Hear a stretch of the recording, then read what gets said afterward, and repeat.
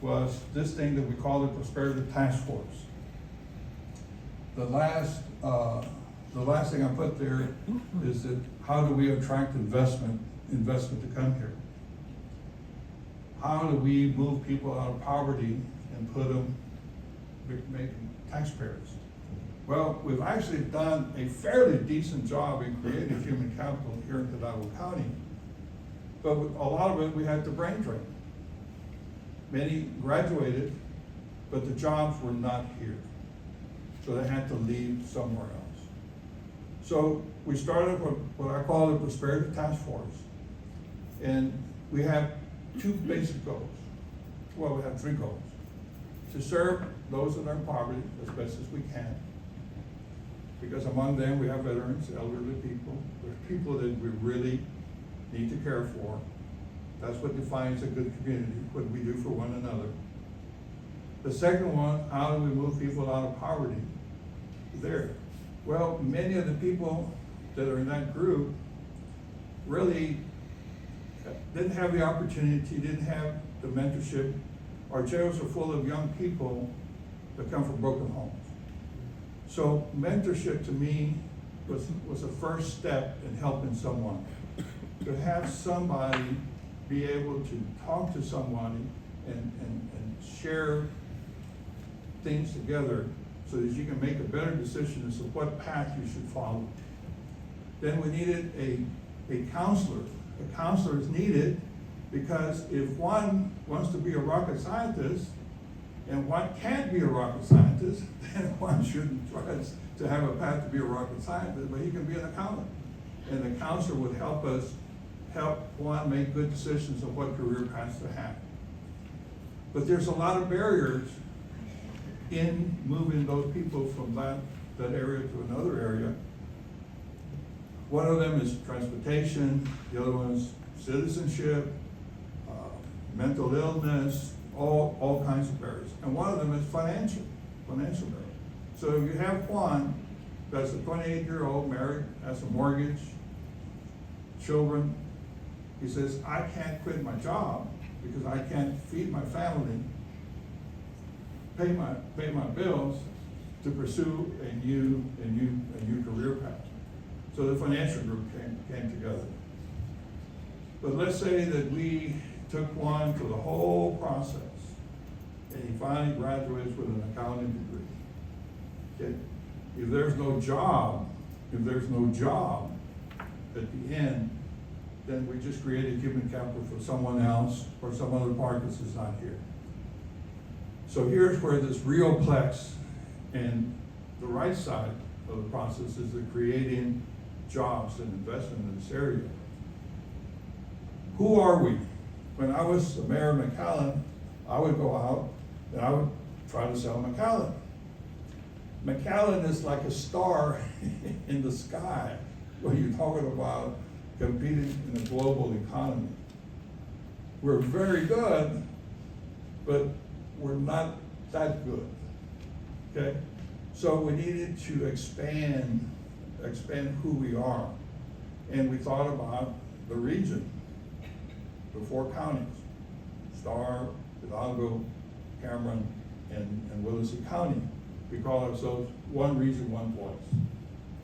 But the idea came, said, well, wait a minute, we're really more than that. We're really northern Mexico and South Texas together. And is there a map? Can you put a map of that? When you put the Rio Grande Valley in northern Mexico, we have 4 seaports, 7 airports, I think 13 bridges, medical school. We have much more to offer than if I only go show McAllen. Okay? So the analogy that I give everyone is we're building like a shopping center. And we're going to try to bring people to the shopping center. Because with that shopping center, I have lots of things to sell. Not just some things, I have lots of things to sell. And it's the duty of every store in the shopping center to have something to offer.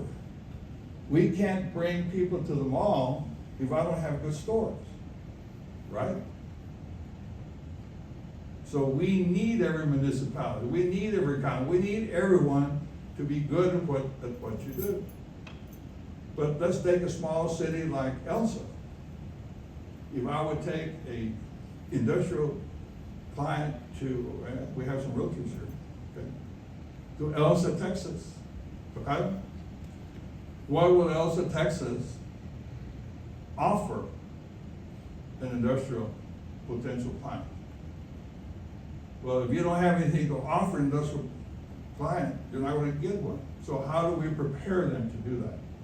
So what we're trying to do is we're trying to be a facilitator to help us develop this desirable place. And as we traveled throughout the world, we had an identity crisis. First of all, we're supposed to be where all these bad immigrants come and all the bad things are coming from or whatever. So that's how a lot of people viewed us. Does anybody believe that that is true? I happened to be the chairman of Border Trade Alliance many years ago when Governor Asa Hutchinson was the governor of, the Secretary of Homeland Security. So we came here when Governor Abbott invited him. We had dinner together. He asked me, Judge, are they going to tell me the truth? So, well, Governor, I think it's going to be kind of a yes and no. And he said, Judge, what kind of answer is that? He said, well, you took statistics in college, and you have this bell-shaped distribution of frequencies where you have the far right and you have the far left and everything in between. They're going to accurately tell you what's bad about us. And that's what you're seeing on TV. That's what you see. They accurately tell you what's bad, but it's not representative of the whole. So how do we cover ourselves? There's another map in here of the whole world. Can you find it real quick, somebody? Go almost to the end, almost to the end. Go back. Well, it's not there. Anyway.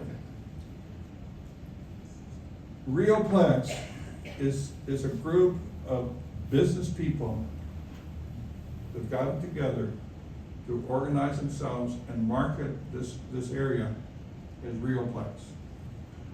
Some people say, oh my goodness, I thought we were in the Rio Grande Valley, or I thought we were in the partnership, I thought we were in McAllen, whatever. Well, I live in McAllen, that happens to be in Hidalgo County, it happens to be in the state of Texas, it happens to be in the United States, it happens to be in North America. Okay? And if I want to attract somebody from anywhere in the world, what better chance do I have to attract them here than to show off RioPlex? So that's what we're trying to do. Where are we with time?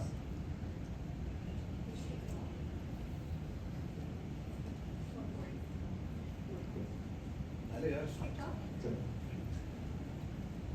So anyway, I hope that you agree with what we're doing with RioPlex, the Prosperity Task Force, because when we bring people here, I want them to meet people like you. I'm proud of you. I'm proud of you being here, caring. Can you imagine if you weren't here? That meant that you didn't care about what. I want to show you all to say, if you come to this community, we take care of you. If you have a problem, we all have problems. It's how we address them that makes a difference. That's what we want to sell. That's what we want to sell. And we have to start thinking regionally. We cannot isolate ourselves in silos. We have to start thinking regionally. Alex Mead, a local resident, was appointed by the governor to be a commissioner for textile. He says, Judge, if I go and listen to Houston, Dallas, Fort Worth, San Antonio, other areas, they come to us with regional projects. When we hear from Rio Grande Valley, we're hearing 20 different proposals. Okay. Because we're very fragmented. We have to think regionally because we're stronger, we're better by thinking regionally than we are independent. So we're working on a regional mobility plan. That's another serious problem that we have. How many of you will want to be out there at 8 o'clock, 5 o'clock in the afternoon in traffic? I don't want to be out there. I don't want to be out there. So the only way that we can solve our problems is we can't do it with our own money. We need help from Austin. We need state and federal funding to help us with mobility. And the way we're going to get it is to go ask for regional projects. For regional projects. So all the mayors of all the cities, okay, think regionally, and your city will do better.